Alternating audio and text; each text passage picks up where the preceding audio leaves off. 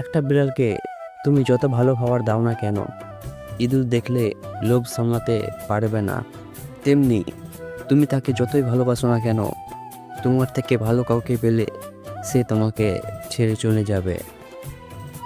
পৃথিবীটা এমনই, যখন কাউকে গুরুত্ব দিতে শুরু করবে তখনই সে তোমাকে অবহেলা করতে শুরু করবে।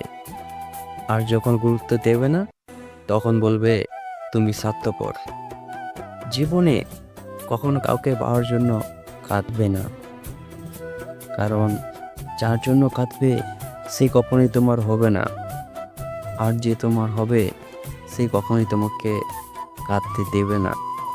চাহিদার বেশি কারো খোঁজ খবর নিতে যাবে না, তাহলে তার দাম বেড়ে যাবে আর তখন তুমি নিজেই কষ্ট পাবে।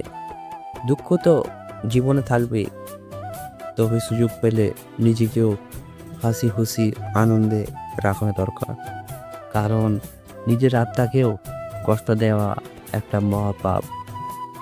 সব দুঃখ প্রকাশ করতে নেই, তার চেয়ে লুকিয়ে কেঁদে নেওয়াটাই ভালো।